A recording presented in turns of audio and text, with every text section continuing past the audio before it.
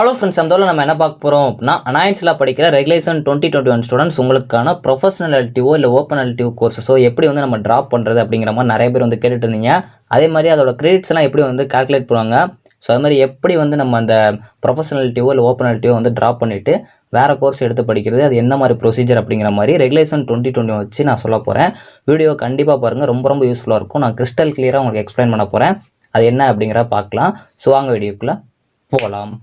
Okay friends, first எடுத்துனா பார்த்தீங்க அப்படின்னா, அனாயின்ஸில் படிக்கிற semester exam students regulation 2021 students உங்களுக்கு பார்த்தீங்க அப்படின்னா ப்ரொஃபஷனலிட்டி ஓப்பன் எல்டின்னு சொல்லிட்டு 5th செமஸ்டர் 6th செமஸ்டரில் வந்து வரும்.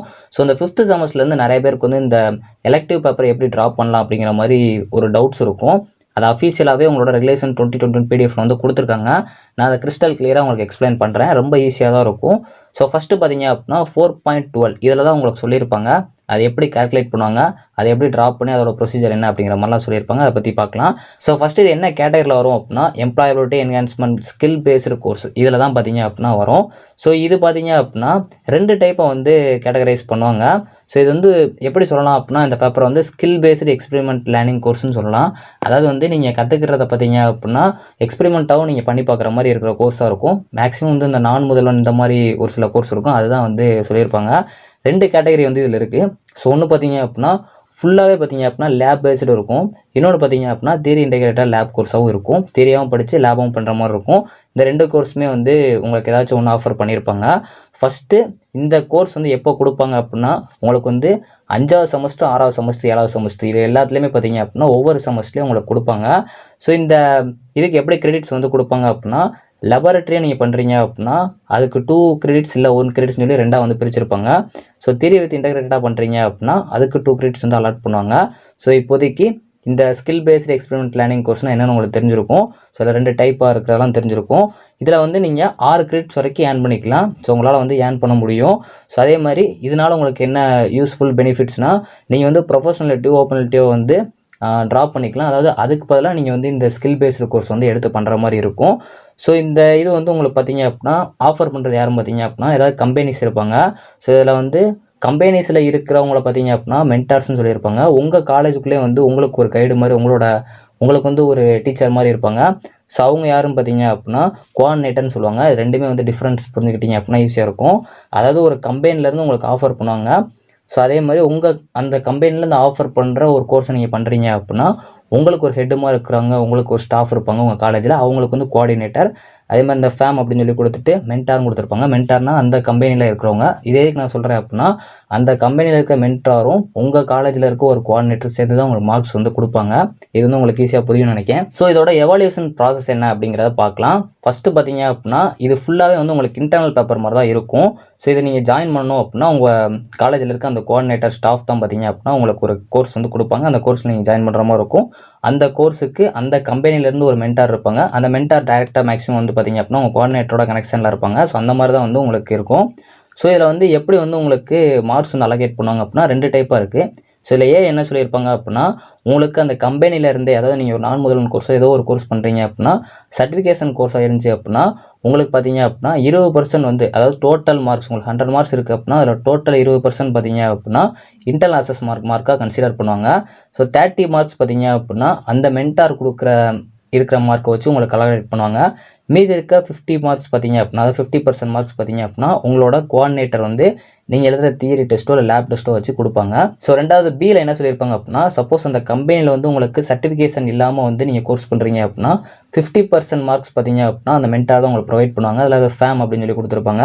பேலன்ஸ் இருக்க 50% பார்த்தீங்க அப்படின்னா உங்கள் காலேஜோட கோஆர்டினேட்டர் வந்து உங்களுக்கு கொடுப்பாங்க. அதாவது லேப் டெஸ்ட்டோ தியரி டெஸ்ட்டோ நீங்கள் எழுதுவீங்க, அதை வச்சு உங்களுக்கு அலோகேட் பண்ணுவாங்க. ஸோ இப்போ கிளியராக உங்களுக்கு புரிஞ்சிருக்கும். ஸோ நெக்ஸ்ட்டு பார்த்தீங்க அப்படின்னா நிறைய பேருக்கு இருக்க டவுட்ஸ் வந்து எப்படி ஒரு professional LTO open LTO drop பண்ணுறது அப்படிங்கிற மாதிரி டவுட் தான். அந்த ட்ராப் பண்ணியாச்சு அப்படின்னா அதை எப்படி கிரேட் பாயிண்ட்டாக கால்குலேட் பண்ணுவாங்க அப்படிங்கிற மாதிரி டவுட்ஸ் தான். அதேமாதிரி உங்கள் ரெகுலேஷன் 2021 கொடுத்துருக்காங்க. ஸோ உங்களால் 6 கிரெடிட்ஸ் வரைக்கும் ஏர்ன் பண்ணிக்க முடியும். ஸோ இதனால் வந்து நீங்கள் ஒரு ப்ரொஃபஷனல் எல்டிஓ ஓப்பன் எல்டிஓ வந்து ட்ராப் பண்ணிக்க முடியும். இது உங்கள் எல்லாத்துக்குமே தெரிஞ்சிருக்கும். அதாவது மெஜாரிட்டியாக பார்த்தீங்க அப்படின்னா உங்களால் 1 இல்லை 2 அந்த ப்ரொஃபஷனல் எல்டிஓ இல்லை ஓப்பன் எல்டிஓ கோர்ஸ் வந்து உங்களால் வந்து ட்ராப் பண்ண முடியும். ஒரு பேப்பரோ இல்லை 2 பேப்பரோ வந்து உங்களால் வந்து ட்ராப் பண்ணிக்க முடியும். ஸோ உங்களுக்கு ஒரு டேப்லேஷன் ஃபார்மேட்டில் வந்து கொடுத்துருப்பாங்க. ஸோ அதாவது ஒரே ஒரு கோர்ஸ் மட்டும் நீங்கள் பண்ணுறீங்க அப்படின்னா அது மேக்ஸிமம் வந்து உங்களுக்கு வேலிடிட்டியே இருக்காது. ஏன் அப்படின்னா உங்களால் 2 கிரெடிட்ஸ் வந்து ஏர்ன் பண்ண முடியும். ஆனால் உங்களுக்கு வந்து சிஜிபிஓ ஜிபிஏ வந்து கால்குலேட் பண்ணுறப்போ அதை கன்சிடர் பண்ண மாட்டாங்க. அதனால் நீங்கள் பெஸ்ட்டு வந்து 2 கோர்ஸ் வந்து பண்ணலாம். ஸோ அதாவது இந்த 2 கோர்ஸ் பண்ணுறீங்க அப்படின்னா உங்களுக்கு வந்து 4 கிரெடிட்ஸ் வந்து கிடைக்கும்.